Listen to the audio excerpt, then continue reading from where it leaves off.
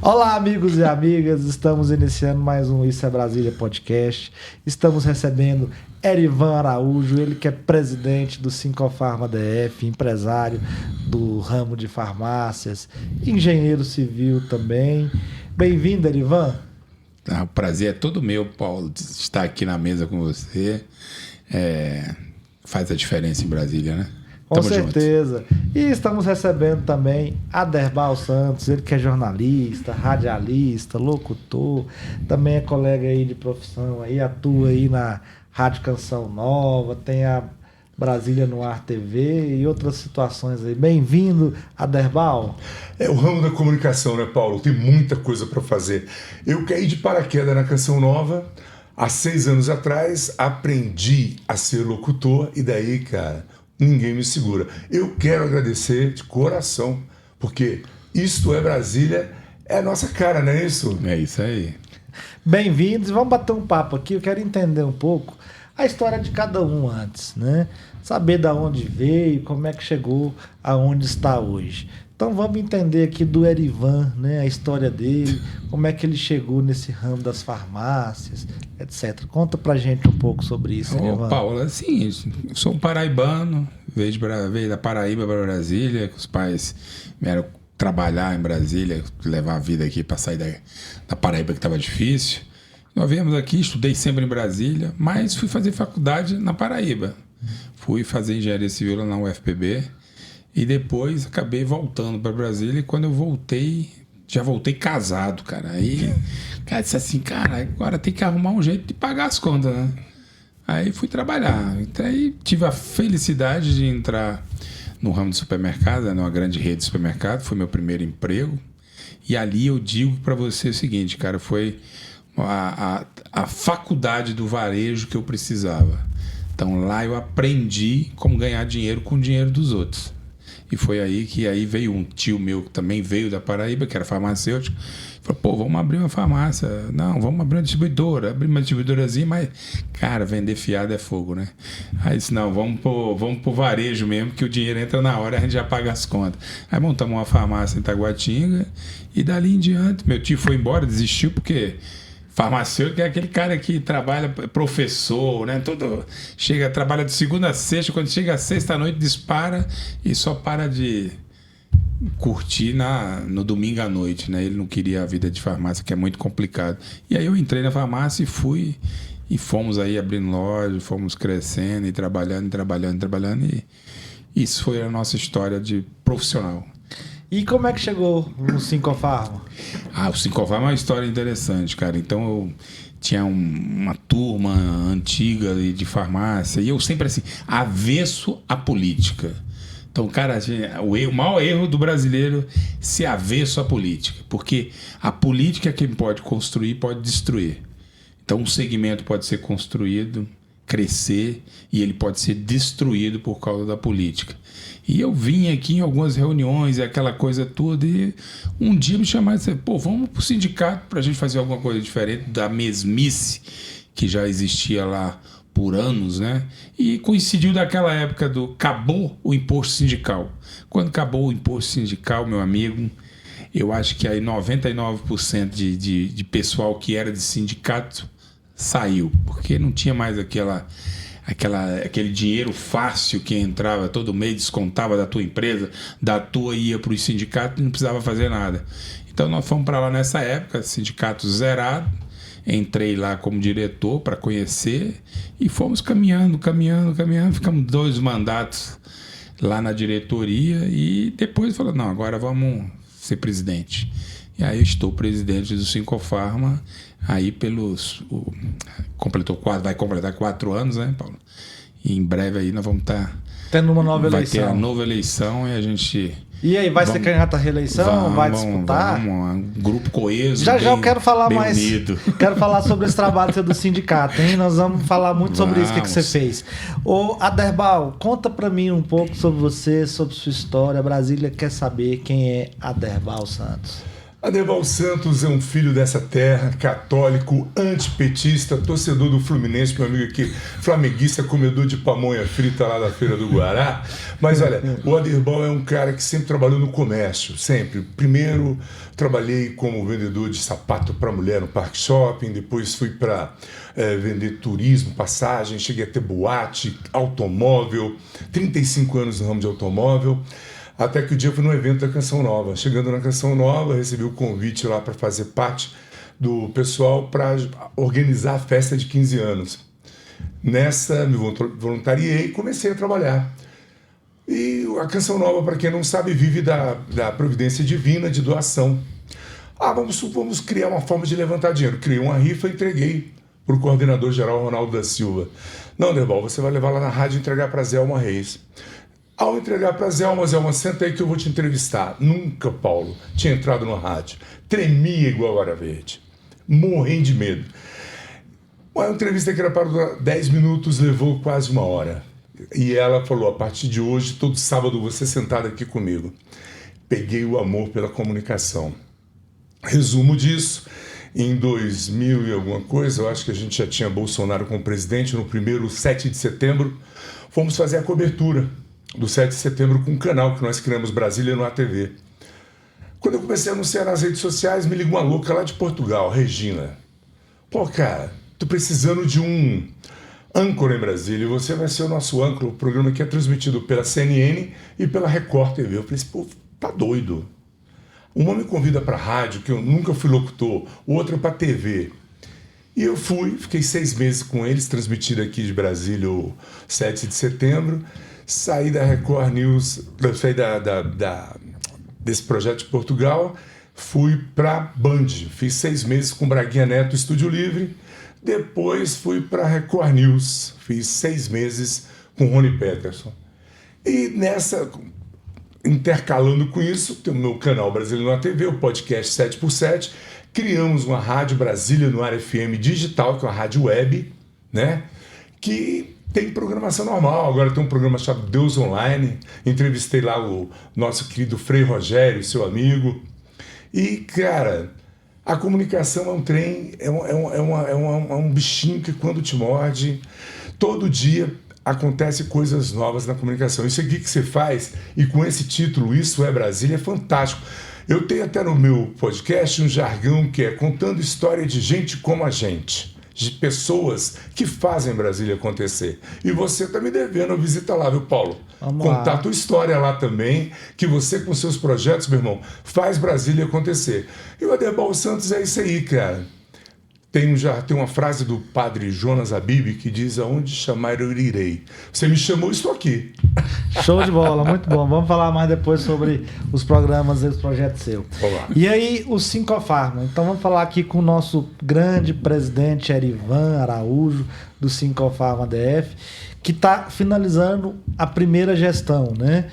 Que vai finalizar agora em março o mandato e aí deve ter uma eleição até lá, deve eleger uma nova diretoria e você deve lograr o êxito também, né, nessa reeleição. Mas o que você fez nesse período aí? Parece que tinha uma confusão dos supermercados, né? Padaria também, atacadão, parece. Todo mundo quer vender remédio. Vender remédio. Que história é essa? Diz que até... né, até posto de gasolina quer vender remédio. Como é que é isso? Conta pra gente Paulo, um pouco sobre isso. Eles têm uma ilusão de que dono de farmácia ganha muito dinheiro, né? Que deve ser muito dinheiro, porque tem uma farmácia em cada esquina e outra esquina na frente daquela tem outra, né? E aí vem essa coisa toda, né? Mas assim, o varejo farma, ele é um segmento muito regulado. Né, tem muita regulação. Então, as farmácias, para você abrir uma farmácia, não é fácil. E o que os supermercados, na realidade, eles desejam é vender remédio, medicamentos lá de uma forma fácil, sem seguir as mesmas... Pôr na prateleira e acabou. Sem seguir aquilo que as farmácias elas têm que seguir. Então, isso é uma concorrência desleal. Então, eu pegar MIPs, né, que é medicamentos isentos de prescrição, e produtos naturais, essas coisas assim, colocar numa gôndola do supermercado, era muito fácil. Né? Sem seguir a legislação vigente, sem seguir toda essa rigorosidade que tem na legislação, era muito fácil. Então isso foi uma briga nossa no nosso mandato e a gente não continua brigando. Hoje o projeto já está com outra cara, foi alterado muita coisa lá. Na realidade eles vão ter que simplesmente, aquelas farmácias que você vê aí, tem supermercados que tem uma farmácia na galeria, eles não são proibidos, nenhum, isso é bom que fique bem registrado, nenhum supermercado é proibido de abrir uma farmácia. Ele pode abrir uma farmácia, só que ele tem que ter uma identidade fiscal separada.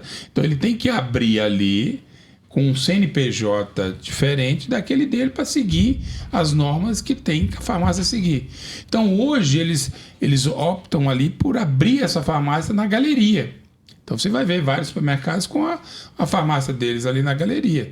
Agora eles querem vender lá dentro. A gente concordou que eles vão lá vender lá dentro, mas eles vão ter que levar essa farmácia que aqui está fora lá para dentro, totalmente isolado, separado, independente e com uma identidade fiscal. Essa a nossa briga hoje, é para que tenha uma identidade fiscal diferente, um CNPJ, o CNPJ, porque você imagina, a fiscalização vai lá, eu vou fiscalizar quem?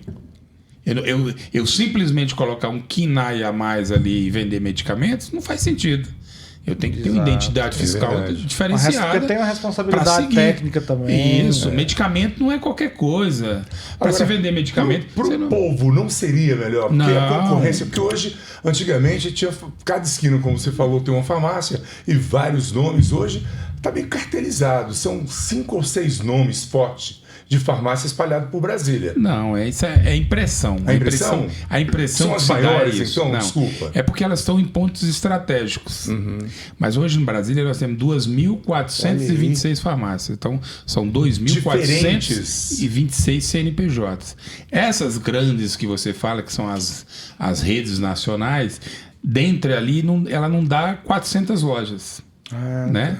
Então ali nós temos praticamente 2.000 farmácias que são as independentes. Aí tem aquelas redes regionais aqui de Brasília, né? Que a gente tem um amigo Álvaro. Rosário não. Rosário é uma rede nacional hoje. Mas nós temos a Brasil, nosso amigo Álvaro lá. Nós temos a Farma Nossa, lá do Humberto, lá daquela Fuji parece que fechou, né? Não, Droga Fuji, ele está fazendo um remanejamento, mas não fechou não. É do Antônio Filho.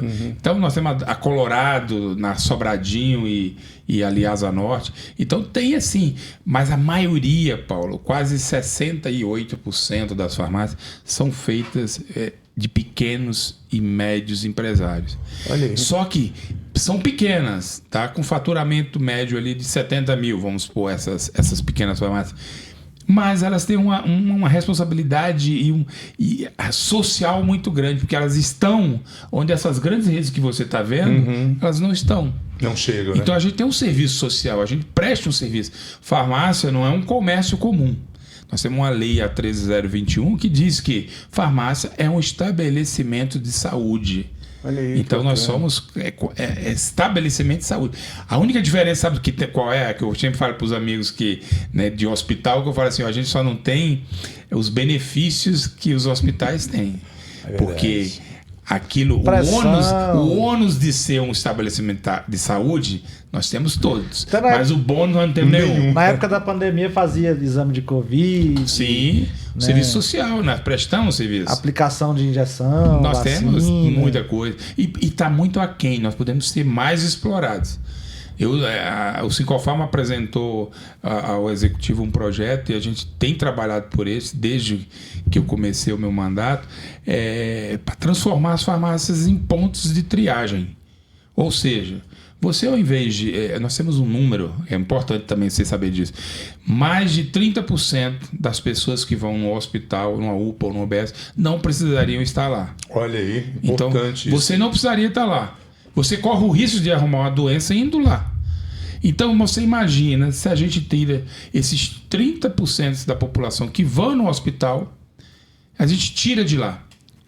Se eu faço a triagem nas farmácias, o GDF faz um convênio com as farmácias. Essas farmácias credenciadas, com espaço separado, com farmacêuticos preparados para atender essa população. Faz a triagem ali e eu com um aplicativo, que o próprio Sincofarma já desenvolveu esse aplicativo e vai fornecer gratuitamente para o GDF, através desse aplicativo, ele encaminha aquele paciente quando o caso requer ir no hospital. Agora, quando é uma alergia, alguma coisa, uma gripe, uma coisa simples, é resolvido ali, porque o farmacêutico já tem mais de 50 moléculas que eles estão autorizados a prescrever. Então, se ele vai lá, a sua alergia aqui, ele pode ir lá, não, a loratadina aqui e tal. Não, isso era e eu tiro o cara do hospital, cara. Isso era uma prática antiga dos farmacêuticos antigamente. Quem fazia eram os práticos. Os práticos, né? Os práticos, aqueles senhores antigos que das farmácias antigas, eram os práticos. O cara ia lá e resolvia. E hoje não, a gente está legalizado. A gente tem quase 60 exames que podem ser realizados numa farmácia. Eu jurava que era só ferir a pressão, cara. Não, hoje é muita coisa. Você imagina como era que a gente vai desafogar o sistema de saúde. Não vai ter aquele monte de gente no hospital. Como é que ficou o projeto? Não avançou, não? É ano eleitoral, véspera de ano eleitoral, ficou aquela coisa. Porque tem que vir do executivo, né, Paulo? Porque tem que ter uma fonte de custeio. Então, mas assim, nossa Câmara tá... A gente já está entrosado para passar isso, porque é bom para todo mundo, é bom para a população.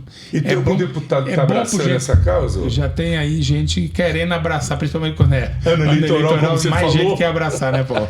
Show de bola, bom demais. Presidente, e fora isso, eu sei que você fez a corrida Você lembra lá? Brasília com Saúde. Brasília com Saúde. Né? Você faz uma série de eventos. Como é que é o trabalho seu hoje na presidência? A gente acredita. O que você tem feito de eventos para poder promover o Sincofar, promover, né, o comércio das farmácias, etc. Paulo, a gente acredita o seguinte, a gente tem um tripé lá que um desses pontos é unir esse segmento, porque é um segmento muito desunido. Então eu costumo dizer o seguinte, cara, você é meu concorrente, você não é meu inimigo. Então a gente tem que estar junto. Concorrência é uma coisa, inimigo é outra. Então a gente tem que trabalhar junto. Então a gente tem feito vários eventos para promover essa união, para ser reconhecido e conhecido o Sincofarma como uma entidade que está preocupada com a saúde. A gente não está preocupado com dinheiro, né? Estamos preocupados com a saúde da população, com a saúde da farmácia. Eu não quero que farmácia nenhuma morra. Eu não quero que o pequenininho lá, que o cara fala assim, é pequenininho, tá lá na Sol Nascente. Não, ele vai, esquenta. Não, ele não pode morrer, cara. Ali no mínimo tem 4, 5 pessoas que vivem daquele estabelecimento, o empresário. E tem uma população que é atendida pelo aquele empresário. Então não pode morrer. Então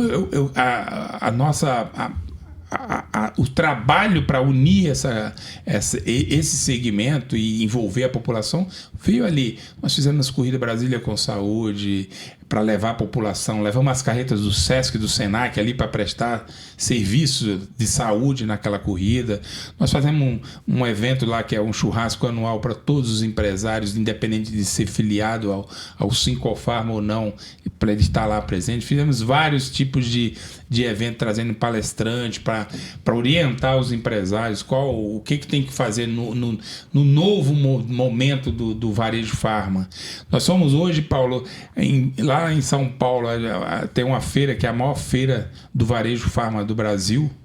E desde o ano passado nós fomos lá, levamos o Sincofarma, o primeiro sindicato patronal a fazer parte de uma feira. Então nós montamos um stand lá e esse ano nós vamos estar novamente com o stand lá, que vai gente do Brasil todo, de Brasília, vários empresários, e tem lá um lugar que é do Sincofarma, do Distrito Federal, que está lá para mostrar o que nós estamos fazendo. É muito interessante isso. Fantástico, gostei também. Porque você aproxima, né? E tinha que os outros sindicatos também do Brasil, né? Seguir a mesma dinâmica. Eles deviam copiar isso de você. E a gente até abrimos a porta lá, né? Do ano passado eu convidei vários sindicatos, 3 foram junto estiveram no nosso stand lá, nós oferecemos o espaço. Justamente isso, a gente precisa integrar todos os sindicatos patronais do varejo farma do Brasil. Vocês têm uma federação também, não tem? Tem a Federação do Comércio, né, que é aqui no Distrito Federal, FEComércio DF. E tem uma confederação que está lá. Não, a gente pertence à FEComércio. A FEComércio não CNC, existe uma federação. Né? Eu achei que tinha uma de farmácias também. Não. Existem associações, cara. Então, com esse... o que eu digo, eu falo sempre, Nós deixamos uma lacuna ali. Os sindicatos não prestaram serviço de qualidade para os empresários e isso abriu uma lacuna. E por causa dessa lacuna ali, desse espaço, nasceu várias associações no Brasil. Então nós temos aí pelo menos umas 3, 4 associações, né, do varejo farma que prestam serviço. É, né? igual E os sindicatos, a gente tem que aprender isso. Isso é o que eu falo para todos os presidentes do sindicato quando a gente se encontra. Vocês têm que aprender a trabalhar como uma associação. Prestar serviço para o empresário como uma associação. Porque a associação presta um serviço diferenciado. Então a gente tem que aprender a fazer isso. E é o que o Sincofarma do Distrito Federal... Eu digo, Paulo, em 2017, com a reforma tributária, com a reforma trabalhista, lá, quando acabou o imposto sindical, nós não tínhamos arrecadação. Em 2018 a gente estava zerado. Ninguém levou dinheiro. Não tinha mais dinheiro no sindicato. Ninguém queria contribuir com o sindicato. Para quê? Então, quem sobreviveu? Aquele sindicato que se reinventou. Hoje eu falo para você, nós temos 2.426 CNPJs no Distrito Federal. Nós temos quase 500 CNPJs no Sincofarma que contribuem mensalmente para manter a entidade. E para filiar é fácil? Não, para filiar, o importante é a gente ter ele com a gente. Ele tem interesse ou o resto é mole? O resto se resolve. Bom demais. Não tem burocracia de criar isso. Não, a gente quer todo mundo junto. Pô, legal. E tem algum, além dessas questões sociais que você elencou aqui para o usuário, para os empresários, vocês têm também atendimento jurídico? O que mais tem o sindicato para esses empresários?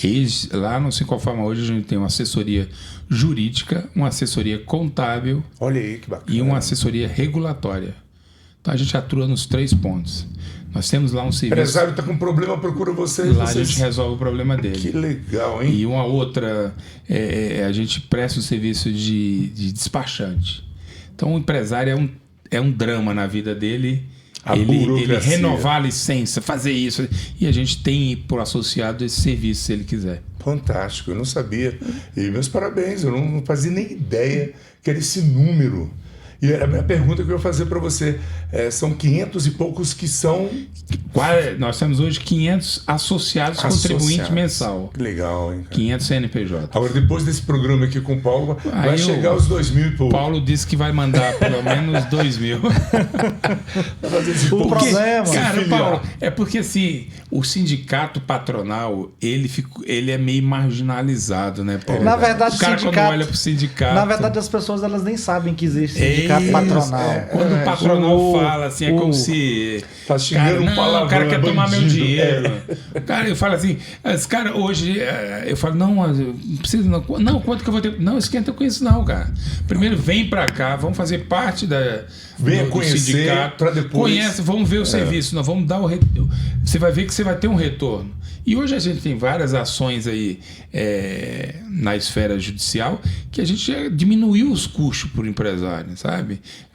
O empresário é muito extorquido, né, cara? Se você parar, fazer as contas direito, você vai ver quantos chega ali, sempre quer tirar alguma coisa do empresário. E o empresário não suporta mais, cara. É muita, realmente. Não suporta. Toda hora cria uma coisinha. Isso.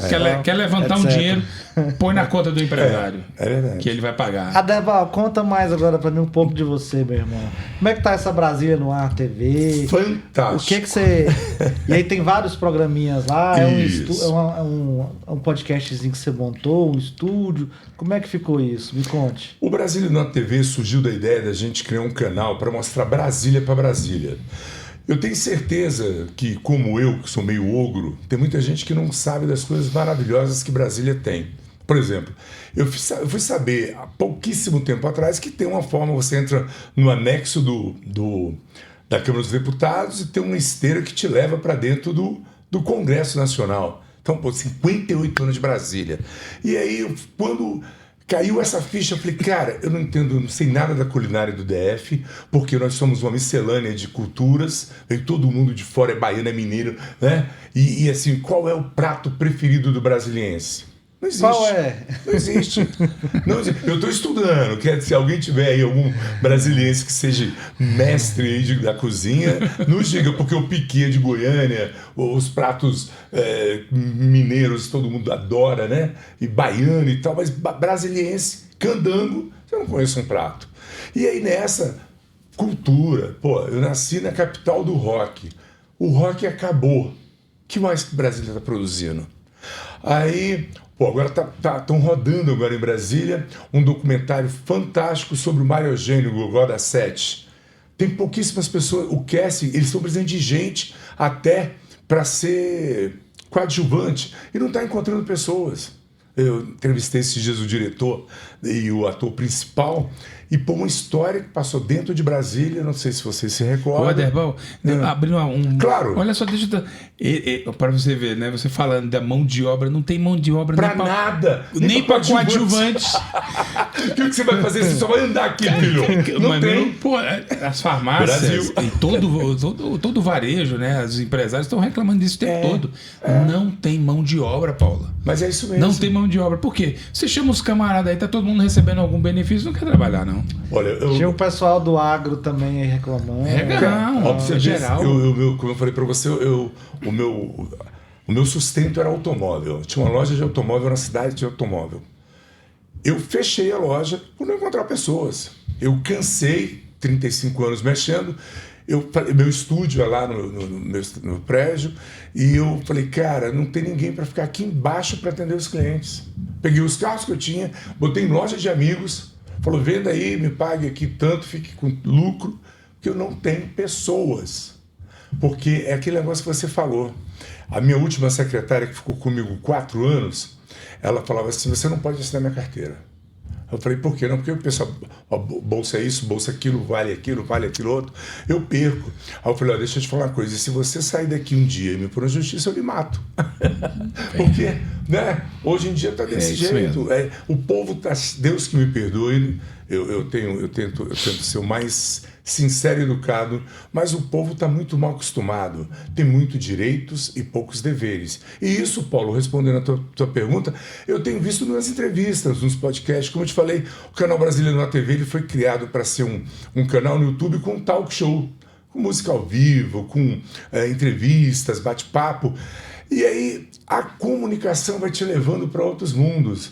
Aí eu já fiz ser mestre de cerimônia em grandes eventos, já fui para o podcast, que é o que está em alta no momento, já fui fazer programa de TV, já fui fazer programa de rádio, porque a comunicação é isso. E a internet abriu esse leque. Hoje em dia qualquer um pega o telefone e começa a gravar, e o governo ainda tirou a obrigatoriedade de você ter uma faculdade para você ser jornalista. Eu esquentei o bunda da cadeira, acho que você também, para 4 anos, 5 anos estudando para poder tirar o diploma. Hoje em dia, qualquer um pode ser. Mas eu acho legal, porque a concorrência, aquilo que eu te perguntei, que eu achei que era pouquíssimas, que Brasília estava na mão de pouquíssimas farmácias, mas a concorrência eu acho muito legal. Quando você falou dos mercados, eu até achei interessante, porque nos Estados Unidos é assim. Nos Estados Unidos, você vai na farmácia ou você vai no mercado, você tem tudo, posto de gasolina. Esse dia tinha num outlet em Orlando, tinha um helicóptero dentro do mercado para vender. Então, é muito interessante e aumenta a concorrência. Por isso que eu te perguntei se viesse para os mercados a condição de realmente ter a farmácia, que você falou que pode. Eles é que ainda estão estudando. Não, eles podem hoje abrir na galeria, né? Certo. E eles não queriam isso, eles querem botar na prateleira igual os Estados Unidos. Se você chegar nos Estados Unidos, a gente chega lá e vê medicamentos à vontade lá, vários medicamentos, isso os mesmo. MIPs e tal, em gôndolas, né? Agora quando você vai, quando fala assim de, não, mas a concorrência vai diminuir o preço, 70% do que uma farmácia vende, Paulo, é tabelado pelo governo. É verdade. O preço é monitorado. Então, isso já é uma coisa que não faz muito sentido. Às vezes eu acho que as farmácias mais simples, as farmácias mais independentes, eles vendem um pouquinho mais barato. Sim. Alguns produtos, não é tudo. Mas essas coisinhas assim mais populares, tal. Então a gente já tem uma margem muito apertada. A própria concorrência, por ter muita farmácia, ela já faz o preço baixar. Ela compra em maior escala. É claro assim, que as grandes redes, por exemplo, ela tem condição de vender mais barato, né? Porque o volume de compra é muito grande. Mas eu digo assim, que o preço máximo do consumidor já é tabelado. Então não tem muito para isso. E o que o supermercado quer vender, ele não quer vender esse produto tabelado. Ele quer vender aquilo que é isento de prescrição. E a isso nós corremos um grande risco. Automedicação. 1994, nós tivemos liberação.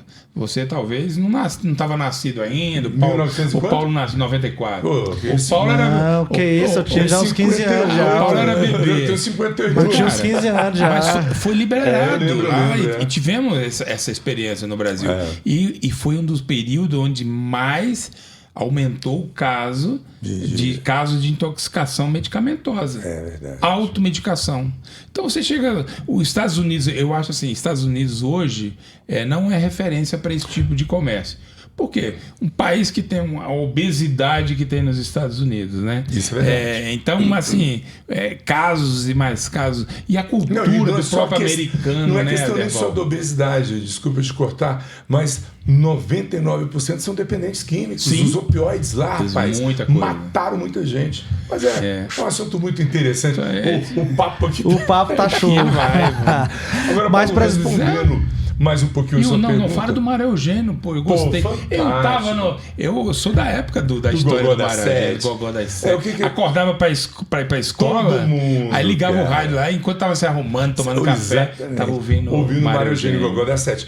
Ele foi assassinado na saída do trabalho aqui em Brasília, isso gerou uma polêmica. Na época, o general Lauro Rietti parece que foi um dos mandantes do assassinato, e tá rolando em Brasília, tá rodando aqui um documentário da Netflix, está sendo gravado lá no Polo de Cinema, e esses dias eu entrevistei o diretor e o ator principal.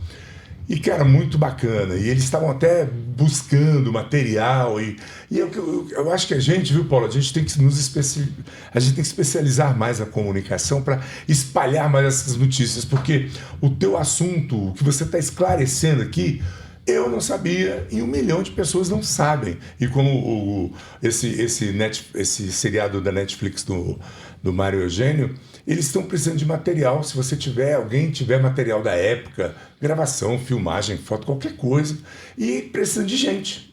Eu tenho até um link aí, depois eu vou deixar com a produção aqui do programa, o contato do diretor. Se você quiser, você está nos acompanhando e quer ser um coadjuvante, quem sabe até um ator principal, né? Porque se sobressair, por exemplo, o Paulo ficou caladinho, nós estamos conta no podcast. Já tomamos conta no podcast. É isso mesmo, E se você quiser ser um ator aí, tá feito o convite, porque eu acho fantástico. Eu acho, Paulo, que contar história é gostoso demais, cara. A gente contar a história de Brasília, das coisas que acontecem em Brasília, é muito legal. Cara, e a gente viveu a história, né? Não é, cara, são tantas histórias que a gente tem aí, né, Paulo, que nós vivemos as histórias de Brasília. Presidente Erivan, você fez muito no sindicato, você fez uma gestão transformadora que mudou o sindicato, que aproximou o sindicato das farmácias, dos empresários das farmácias. Você está entrando no processo eleitoral no sindicato. Quero saber, você candidata à reeleição no sindicato? Somos candidatos à reeleição e a turma que estava na nossa chapa dos últimos 4 anos continua. Só vemos 2 mudanças lá, mas bem pontual. Mas aqueles que estão juntos continuarão juntos, né? Vamos ter agora a eleição. Chapa única e... com certeza ali... Mais 4 anos. Mais 4 anos para a gente fazer a diferença. Como é que você vê o trabalho hoje do presidente José Aparecido na FEComércio? Depois que vocês forem eleitos, vocês vão eleger a FEComércio. A FEComércio. Como é que você vê o trabalho dele? Você acha que ele merece continuar? Ele deve continuar? Ou você acha que está na hora de trocar? Eu disse assim, cara... Quando eu fui para o sindicato, uma das ideias que eu tinha era de retirar o Sincofarma da FEComércio e ir para CN Saúde, Confederação da Saúde, né? Ligado para a saúde. Porque eu não conhecia a FEComércio, a CNC, o Sistema S.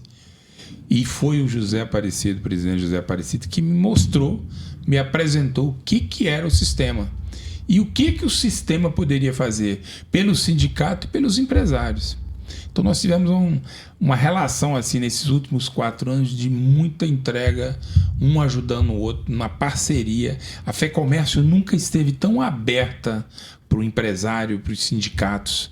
Nunca se teve tanto acesso à FEComércio como hoje em dia. Então acho que assim, o Zé Aparecido ele é um camarada assim que revolucionou a federação.